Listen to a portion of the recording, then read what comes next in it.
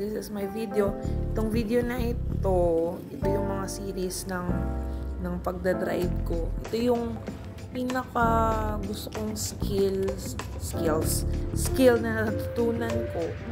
Actually, hindi ako naturuan ng daddy kasi maaga siyang nawala. Tapos yung graduate ko ng first course ko, nag-decide ako na pumunta ng ibang lugar. Kaya parang a little bit of regret kasi umalis ako ng Cotabato. Parang siguro gusto ko lang mag-explore kasi talaga ng ibang lugar. Kasi hindi ko yun nagawa yung after nung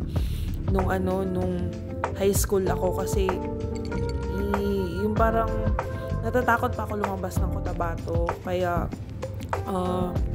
napapayag ako ni mami na mag-take up ng midwifery. Kaya midwifery ako /nurse. Pero hindi ko naman yung pinagsisihan kasi parang na-enjoy ko na rin ang medical course.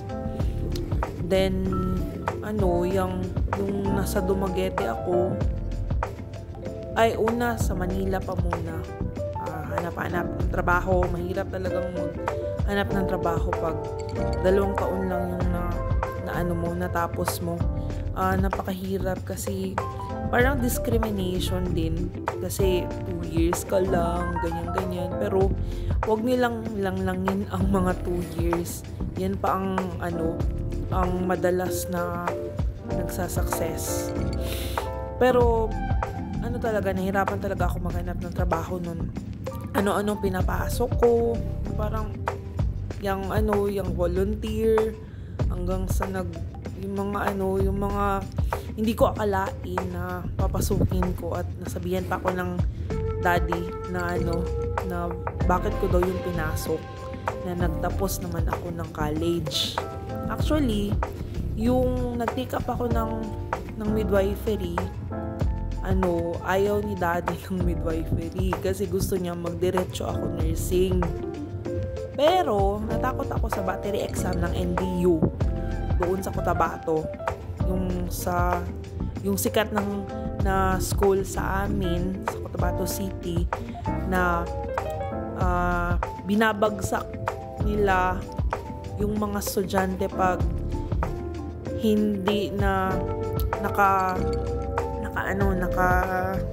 nakapasa sa battery exam. Kaya yun, natakot ako. Kaya yung tinake up ko ang midwifery, nakaya ko rin. Hindi biro ang midwifery, no. Yung mahirap rin siya kasi more on memorization. Then dapat yung bang hindi lang memorize, you should yung wholeheartedly na i-accept mo yung course na yun kasi mahirap siya kasi hinahawakan mo yung buhay, hindi papel, hindi computer, hindi telephone, mga ganun na bagay. Yun. Nagkwento na ako sa history. Yun siya. Itong skill na to, itong video ko, ito yung pinakagusto ko kasi yung nag-enjoy ako na magpatakbo ng sasakyan. Yung unang natuto ako na mag-drive ay yung L200 ni daddy.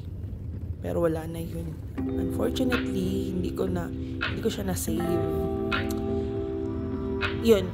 Ayoko nang pag-usapan yun. Ang pag-usapan na lang natin yung skills. 2019, yung mekaniko na nag-aayos yung sa L200 namin, yun ang nagturo sa akin. Every weekends, Saturday, Sunday, tinuturuan niya ako doon sa may kusyong. Kusyong ang tawag doon sa may DOS banda. Doon kami nagpa-practice. yung unang tinuro niya sa akin, kasama si nanay nun. Si nanay naman, lagi ko yan sinasama, kahit saan akong pumunta. Kasama yun si nanay. Ang unang tinuro niya sa akin, yung paikot-ikot doon sa isang bakanting lote. Ano siya, yung kasi, ang sinabi niya sa akin dati, dapat, matutunan ko muna kung paano mag-control ng manibela. Manibela. Tapos, di pa ako masyado marunong yun sa kambyada. Ang kambyada ko pa lang nun,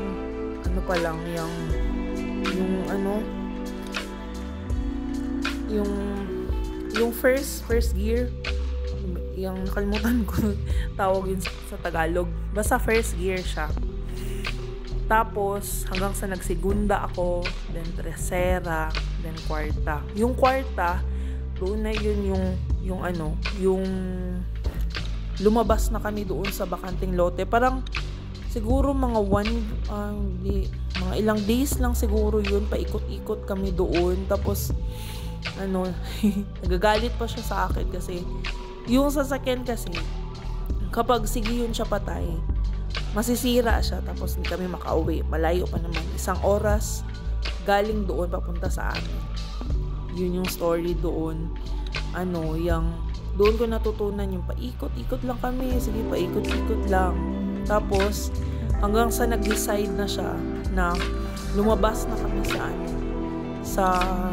doon sa bakanting lote. Lumabas na kami. Then, yun, tinatanong ko pa nga sa kanya kung anong gear ang aanuhin ko, ganito, ganyan. Sabi niya, depende yan sa strategy mo, tsaka yung strategy mo na yan, hindi na yan dapat tinuturo. Tapos, saan kami nakapunta? Sa Matuber, doon sa lugar ng friend ni Mami. Yun. Marami kaming napuntahan. Pero doon lang naman sa DOS. Then, ito na yun. yung bang, kasi doon, laging kasama yung mekaniko, yung nagturo sa akin kung paano mag-drive. Pag nilalabas ko yung sasakyan. Nilakasan ko ang loob ko. Inisip ko lang na, paano kaya kung ako lang isa? Kasi, malapit lang naman yung opisina namin, pero, yun na nga, malapit sa bahay. Kaya, nilakasan ko ang loob ko na galing sa Peña Francia papunta sa ORG.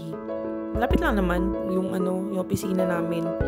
Yun, everyday ginagamit ko yun. Ayaw si Mami kasi, yung ginalabas ko na, ganyan. Sabi ko, paano ako matututo kung hindi ako mag-drive me? Lagi ko na lang kasama si Kuya Leon. Ayan. Yun siya. Siguro nervyosa lang taga si Mami.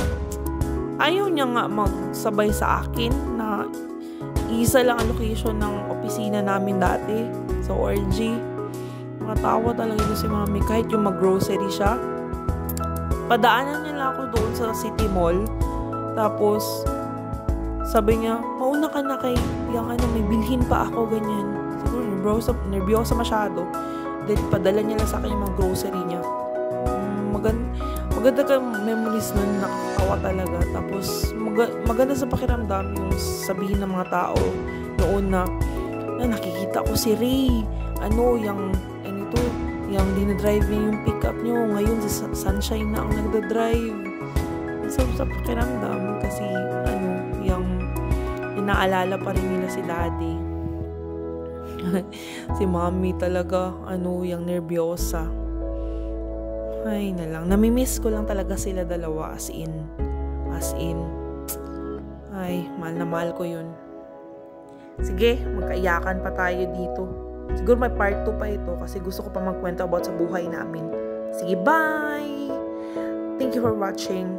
Like, subscribe, and share. Thank you. Bye!